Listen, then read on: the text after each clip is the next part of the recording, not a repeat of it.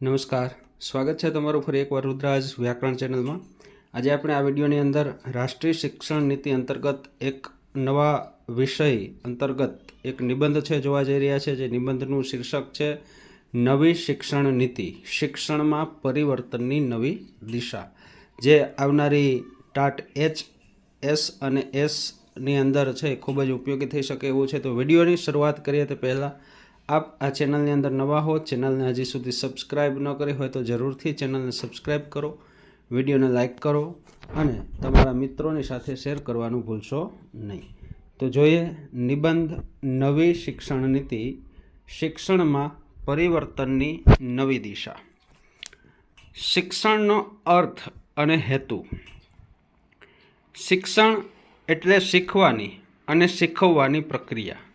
શિક્ષણ માનવીના વ્યક્તિત્વનો વિકાસ કરીને તેને સક્ષમ નાગરિક બનાવે છે। શિક્ષણનો મુખ્ય હેતુ જ્ઞાન, કૌશલ્ય અને સારા મૂલ્યોનો વિકાસ કરવો છે। નવી શિક્ષણ નીતિની જરૂરિયાત। 1986ની જૂની શિક્ષણ નીતિમાં પુસ્તકી જ્ઞાન પર વધુ ભાર હતો।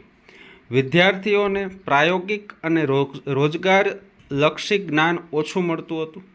અંગ્રેજી ભાષાને વધુ મહત્ત્વ મળવાથી બાળકો પોતાની માતૃભાષાથી દૂર થતા હતા। આ ખામીઓને દૂર કરવા માટે નવી રાષ્ટ્રીય શિક્ષણ નીતિ 2020 લાવવામાં આવી। નવી શિક્ષણ નીતિ 2020નો પરિચય। નવી રાષ્ટ્રીય શિક્ષણ નીતિ 2020 એ 21મી સદીની પ્રથમ નવી શિક્ષણ નીતિ છે। આ નીતિનો મુખ્ય ઉદ્દેશ્ય ભારતને શિક્ષણ વ્યવસ્થાને આધુનિક અને ગુણવત્તાયુક્ત બનાવવાનો છે। તેમાં વિદ્યાર્થીઓના સર્વાંગી વિકાસ, સર્જનાત્મકતા અને તાર્કિક વિચારશક્તિના વિકાસ પર ભાર મૂકવામાં આવ્યો છે। નવી રાષ્ટ્રીય શિક્ષણ નીતિના મહત્ત્વના તથ્યો। જૂન 2017માં ડૉક્ટર કે કસ્તુરીરંગનની અધ્યક્ષતામાં સમિતિ રચાઈ। મે 2019માં આ સમિતિએ શિક્ષણ નીતિનો ડ્રાફ્ટ રજૂ કર્યો હતો। વર્ષ 1968 અને 1986 પછી આ સ્વતંત્ર ભારતની ત્રીજી શિક્ષણ નીતિ છે। ભાષા અને શિક્ષણ। નવી નીતિમાં ધોરણ 5 સુધી માતૃભાષા, સ્થાનિક અથવા પ્રાદેશિક ભાષામાં શિક્ષણ આપવા પર ભાર મૂકવામાં આવ્યો છે। ધોરણ 8 સુધી પણ માતૃભાષાને પ્રાથમિકતા આપવાની ભલામણ કરવામાં આવી છે। સંસ્કૃત અને અન્ય પ્રાચીન ભારતીય ભાષાઓને પણ મહત્ત્વ આપવામાં આવ્યું છે। નવી 5+3+3+4ની પદ્ધતિ। જૂની 10+2 પદ્ધતિની જગ્યાએ હવે 5+3+3+4 શૈક્ષણિક માળખું અમલમાં મૂકવામાં આવ્યું છે। પ્રાથમિક શિક્ષણને રમતગમત અને પ્રવૃત્તિ આધારિત બનાવવામાં આવ્યું છે, જેથી બાળકો આનંદથી શીખી શકે। ટેકનોલોજી અને વ્યવસાયલક્ષી શિક્ષણ। નવી શિક્ષણ નીતિમાં ટેકનોલોજીનો ઉપયોગને પ્રોત્સાહન આપવામાં આવ્યું છે। ધોરણ 6થી કોડિંગ અને વ્યવસાયલક્ષી શિક્ષણ શરૂ કરવામાં આવશે। વિદ્યાર્થીઓને ઇન્ટર્નશીપ દ્વારા પ્રાયોગિક અનુભવ પણ આપવામાં આવશે। અભ્યાસક્રમ અને મૂલ્યાંકનમાં ફેરફાર। કળા અને વિજ્ઞાન જેવા વિષયો વચ્ચેનો ભેદ ઓછો કરવામાં આવ્યો છે। વિદ્યાર્થીઓની વિશ્લેષણ શક્તિ, તાર્કિક વિચાર અને સમજ શક્તિને મહત્ત્વ આપવામાં આવ્યું છે। પરખ નામનું રાષ્ટ્રીય મૂલ્યાંકન કેન્દ્ર સ્થાપવામાં આવશે। ઉચ્ચ શિક્ષણમાં સુધારા। નવી નીતિ હેઠળ મલ્ટિપલ એન્ટ્રી અને એક્ઝિટ સિસ્ટમ શરૂ કરવામાં આવી છે।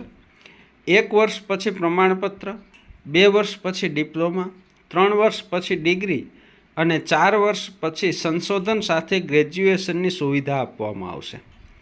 એકેડેમિક બેંક ઓફ ક્રેડિટની પણ વ્યવસ્થા કરવામાં આવી છે। ભારતનું ઉચ્ચ શિક્ષણ આયોગ।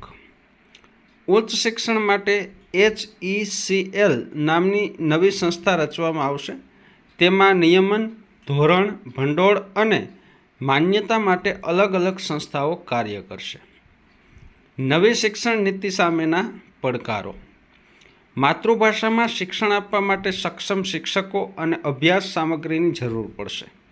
ખાનગી અને સરકારી શાળાઓ વચ્ચે ભાષાકીય અંતર વધવાની શક્યતા પણ વ્યક્ત કરવામાં આવી છે. નવી શિક્ષણ નીતિના સકારાત્મક પરિણામો.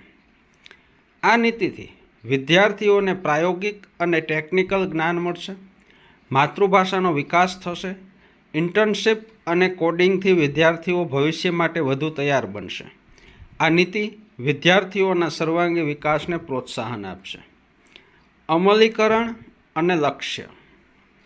ભારત સરકારનું લક્ષ્ય વર્ષ 2040 સુધીમાં નવી શિક્ષણ નીતિને સંપૂર્ણ રીતે અમલમાં મૂકવાનું છે. કેન્દ્ર અને રાજ્ય સરકારો મળીને આ નીતિ અમલમાં મૂકશે. નિષ્કર્ષ અથવા તો ઉપસંહાર. નવી શિક્ષણ નીતિ 2020 ભારતની શિક્ષણ વ્યવસ્થામાં મોટું પરિવર્તન લાવનાર નીતિ છે. આ નીતિ દ્વારા ગુણવત્તાયુક્ત શિક્ષણ, કૌશલ્ય વિકાસ અને મૂલ્ય આધારિત શિક્ષણને પ્રોત્સાહન મળશે. આ નીતિ ભારતને વૈશ્વિક જ્ઞાન મહાસત્તા બનાવવા માટે મહત્ત્વપૂર્ણ સાબિત થશે. તો અહીં આ વિડીયો છે એ પૂર્ણ થાય છે. જો આપને આ વિડીયો પસંદ પડ્યો હોય તો વિડીયોને ચોક્કસથી લાઇક કરો, કમેન્ટ કરો અને તમારા મિત્ર સાથે શેર કરો. ફરી મળીશું એક નવા વિડીયો સાથે. ત્યાં સુધી અસ્તુ. જય હિન્દ. વંદે માતરમ.